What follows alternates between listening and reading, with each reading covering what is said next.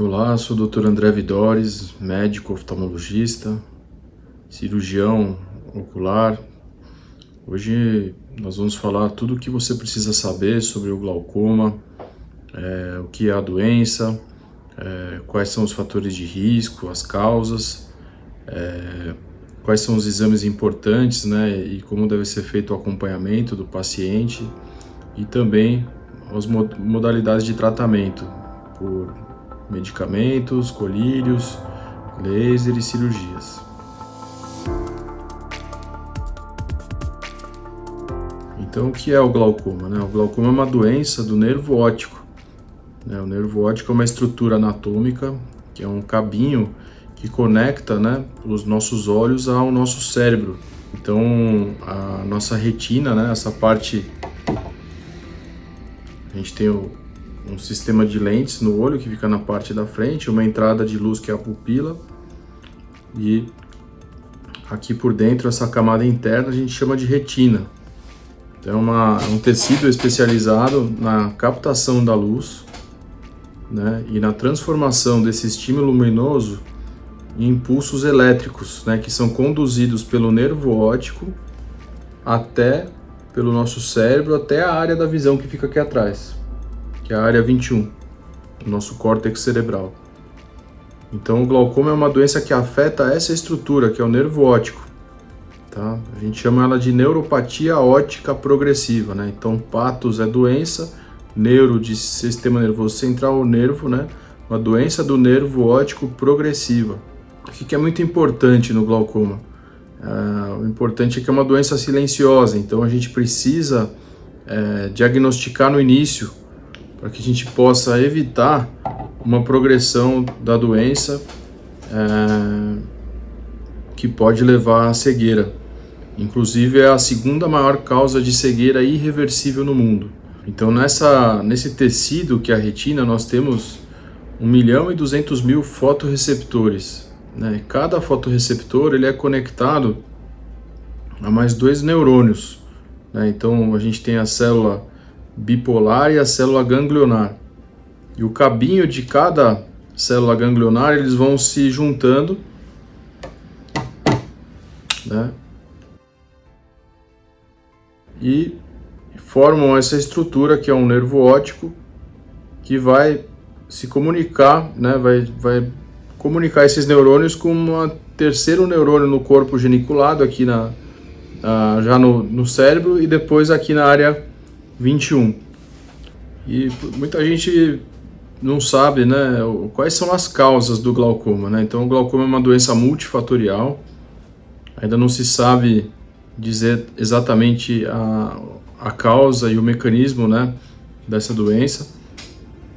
Mas os principais fatores são a idade, né, acima dos 40 anos, a genética, né, então o histórico familiar dos pacientes é muito importante. Se você tem pai, mãe, avós, irmãos que têm o glaucoma, você precisa ficar atento, porque você tem um risco maior de desenvolver essa doença ao longo da sua vida. Fatores raciais, como afrodescendência, descendentes de negros e asiáticos, têm maior risco, mas pode acontecer em pessoas de pele mais clara, de origem caucasiana, europeia. Outros fatores importantes são o aumento da pressão intraocular, né, dentro dos olhos, e também doenças sistêmicas como diabetes e a hipertensão, que são muito responsáveis por um tipo específico de glaucoma, que é o glaucoma neovascular, né, causado então por entupimento de veias lá no fundo do olho, e aí esse entupimento dessas veias e vasos sanguíneos leva à formação desse glaucoma neovascular. Um outro fator importante de risco é a miopia, principalmente miopias muito altas. Então o paciente míope tem maior risco de desenvolver o glaucoma. Então esse glaucoma ele pode ser secundário ou primário.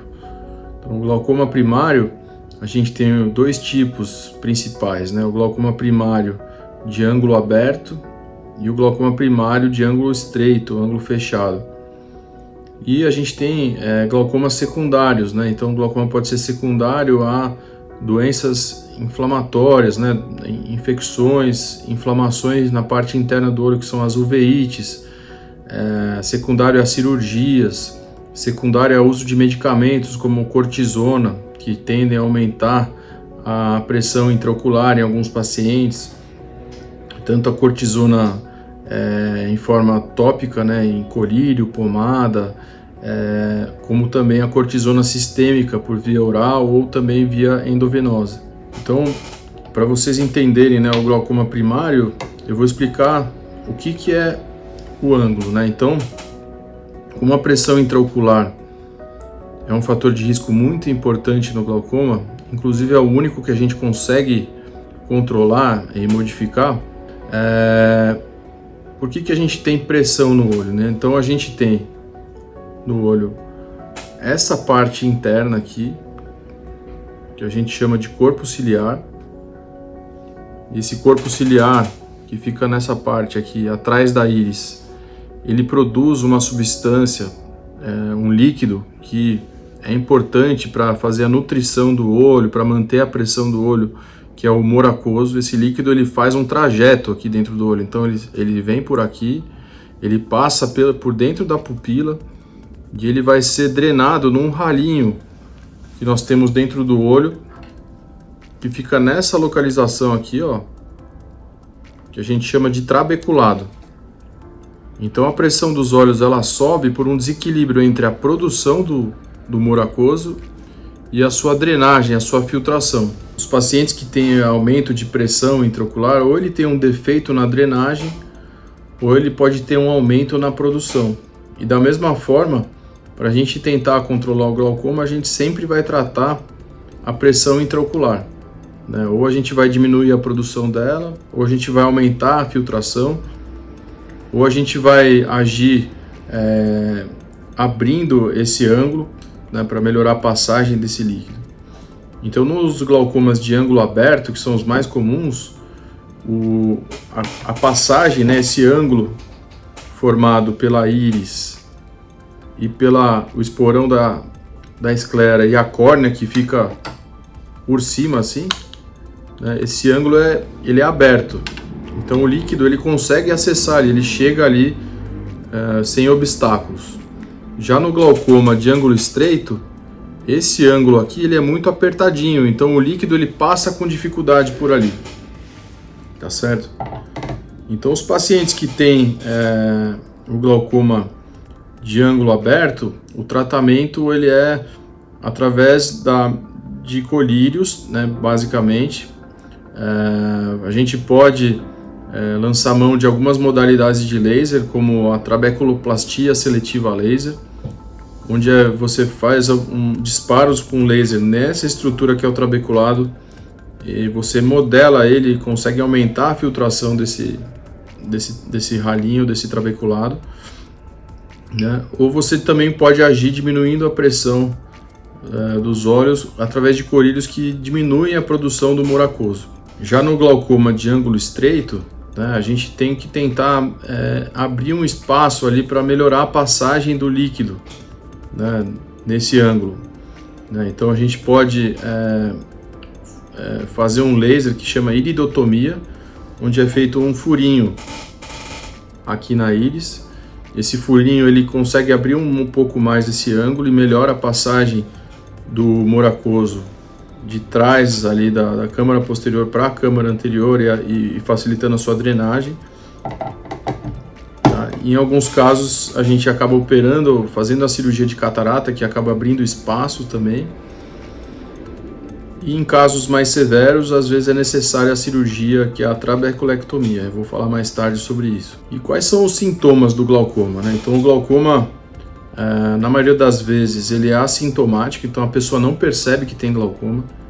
Inclusive, estima-se que no mundo existem milhões de pessoas que nesse momento já têm o glaucoma e que não sabem do seu diagnóstico, por falta de acesso à saúde ou por falta de fazer exames preventivos. E outros sintomas de glaucoma são a perda lenta e progressiva do campo visual, né? Pode ter em alguns casos dor ocular, sensação de latejamento nos olhos, né?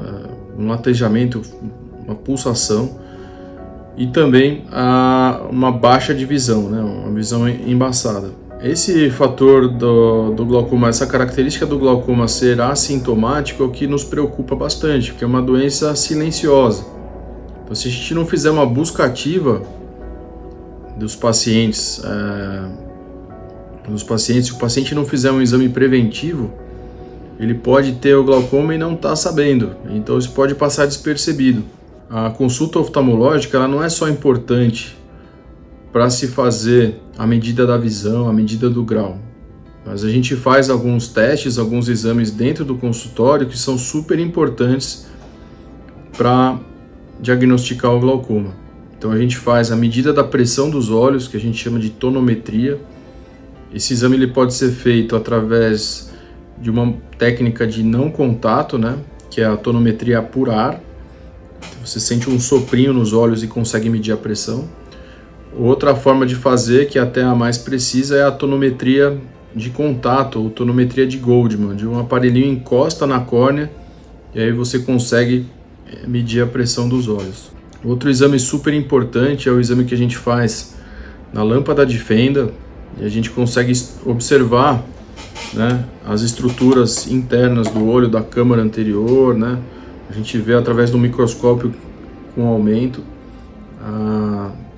como que é a profundidade da câmara anterior. A gente consegue analisar se existe a passagem ali entre a íris e o esporão da esclera e a córnea é muito estreito. A gente vê se tem a presença ou não de catarata, consegue analisar o fundo de olho e observar o nervo óptico, tá? Que a gente chama de fundoscopia. E também o exame de mapeamento de retina, onde a gente consegue, através da dilatação da pupila, examinar o fundo de olho, e aqui no glaucoma é muito importante a avaliação do nervo óptico e também da retina.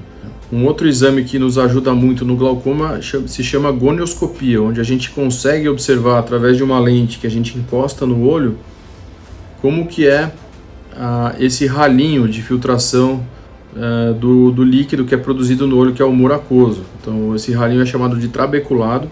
Então a gente consegue analisar se o ângulo do paciente de drenagem ele é estreito, se ele é aberto, se ele é fechado, se é um ângulo que pode sofrer um processo de oclusão, de fechamento agudo, o que leva a uma crise de glaucoma agudo. Então todos esses exames a gente consegue fazer durante a consulta oftalmológica.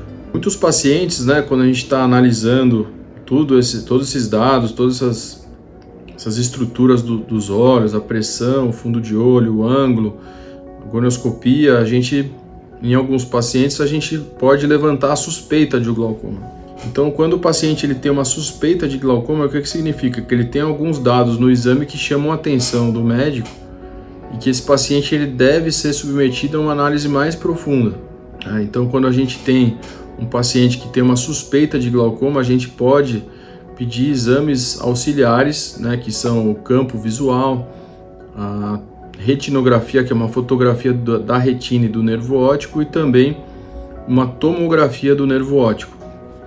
E através desses exames a gente consegue quantificar se esse paciente tem uma perda de campo visual, localizar essa perda, caracterizar essa perda, né? Se ele tem alguma alteração anatômica, estrutural no nervo óptico, através do exame da retinografia e também do exame da tomografia de coerência óptica do nervo, né? A gente consegue ver se ele tem alguma perda localizada de fibras no nervo, se esse nervo está tendo uma progressão, um aumento da escavação, que é o buraquinho que fica dentro do nervo óptico, se ele tem uma simetria de escavação, um olho, esse buraquinho é maior do que no outro, né?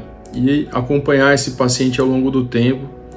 Às vezes o diagnóstico do glaucoma ele demora meses ou até anos para ser firmado, e diante de um paciente que já tem alterações estruturais no nervo óptico, alterações de campo visual, aí é importante iniciar esse tratamento. Para vocês terem uma ideia de como que é a perda de campo visual, vocês podem fazer um exercício. Então você tampa um olho e coloca a sua mão dessa forma. você vai conseguir ver nitidamente o que está na sua direção. Mas aqui, ó, se eu colocar minha mão aqui do lado, eu não enxergo. Aqui embaixo também não. Em cima também não. Do outro lado também não.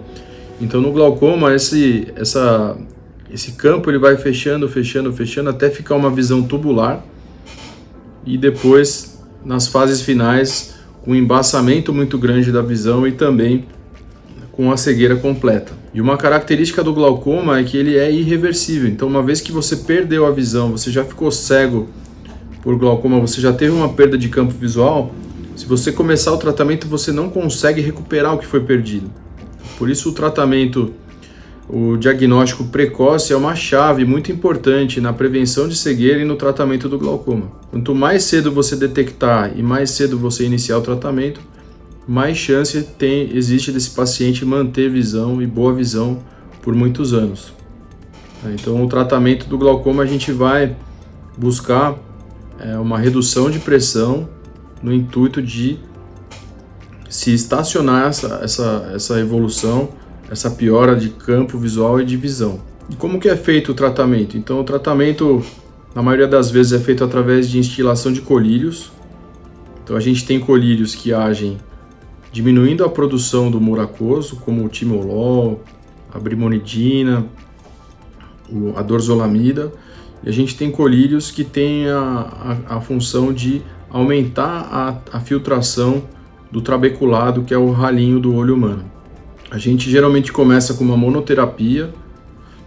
Isso pode variar a experiência de médico para médico, de serviço para serviço, tem vários protocolos de tratamento. E a gente tem que tentar determinar uma pressão-alvo para o paciente, né? Então, uma pressão, quanto que a gente tem que reduzir essa pressão para tentar buscar uma estabilidade no caso, né? Reduzir a progressão ou estacionar essa doença. Outra modalidade de tratamento a gente chama de trabeculoplastia laser. Então, a gente faz um laser no trabeculado, né? E esse laser ele vai causar algumas queimaduras e vai remodelar essa estrutura e melhorar a filtração do líquido do humor aquoso de dentro do olho, baixando a pressão. Uma outra modalidade de tratamento é através de cirurgias, né? E houve uma evolução dessas cirurgias. Então hoje existe uma cirurgia minimamente invasiva que a gente chama de MIX, onde é colocado um stent no ângulo, né, nesse local de filtração no trabeculado do paciente, e esse stent ele vai criar uma comunicação da parte interna do olho aqui com a parte externa que é aqui. E essa parte externa, que é a esclera, ela é revestida por uma membrana que é a conjuntiva. Então o líquido vai extravasar pelo buraquinho por esse stent, uma pequena válvula microscópica, e vai formar uma pequena elevação, uma pequena bolha aqui. Tá? Então essa é uma cirurgia menos invasiva, costuma ter bons resultados. Você pode colocar vários stents, né? Colocar 2 ou 3 numa mesma cirurgia ou fazer de forma isolada. A segunda modalidade cirúrgica de tratamento é a trabeculoplastia, a trabeculectomia, onde você faz um corte na íris, né, e cria uma fístula, né, uma comunicação também da câmara anterior com o espaço episcleral, né, e forma-se também uma bolha aqui. Então esse líquido ele vai extravasando de dentro para fora do olho e você diminui a pressão e consegue controlar o glaucoma. E nos casos mais severos e complexos, né, às vezes a gente precisa lançar a mão de uma válvula, né, e um tubinho que é colocado também. Essa válvula ela fica aqui, a gente costura ela na parede do olho e tem um caninho que comunica a parte interna com a parte externa, né? A gente chama isso de tubo de Armed, e isso pode ser feito também, essa cirurgia, na vigência de uma falha terapêutica com medicamentos, com laser, com cirurgia minimamente invasiva, ou até mesmo a trabeculectomia. A gente pode lançar a mão do implante desses tubos de drenagem. Ok? Então, sobre o glaucoma, os pontos chaves aí: o exame preventivo, né? Ele é super importante. Quando que a gente deve realizar esse exame? Então, todo indivíduo acima dos 40 anos precisa passar no oftalmologista pelo menos uma vez por ano, tá? Se você tem casos na família de glaucoma, pai, mãe, irmãos, você já deve fazer, assim que você souber do diagnóstico desse parente, iniciar avaliações anuais com o oftalmologista, tá? Pacientes que têm miopia, também não pode ir no oftalmologista só quando sente que o óculos não está bom, quando quebrou o óculos, perdeu o óculos. Anualmente também devem ser feitas consultas regulares para também atualizar o grau do óculos, verificar a retina e também fazer a prevenção de glaucoma.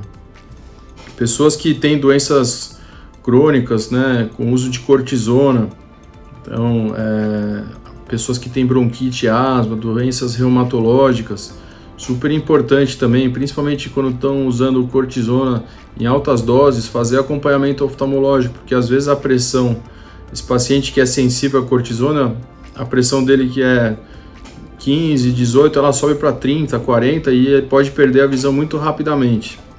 O uso de algumas substâncias também, como antidepressivos, né, em pacientes que têm ângulo estreito. Esses antidepressivos eles podem causar crises de glaucoma agudo ou crises de aumento de pressão subclínicas em pessoas que têm um ângulo mais estreito. Então é super importante também, quem faz uso dessas medicações, fazer uma consulta regular com o oftalmologista, fazer um acompanhamento e avaliar direitinho, tá bom? Então um grande abraço para vocês, espero que vocês tenham gostado do conteúdo. Se fez sentido para vocês, apertem lá o aviãozinho, compartilhem com quem vocês acham que é importante ouvir essa mensagem. Inscrevam-se no nosso canal, que aí vocês vão ter notificação quando tivermos novos vídeos. E façam comentários, perguntas. A gente vai ter o prazer muito grande de responder. Forte abraço a todos.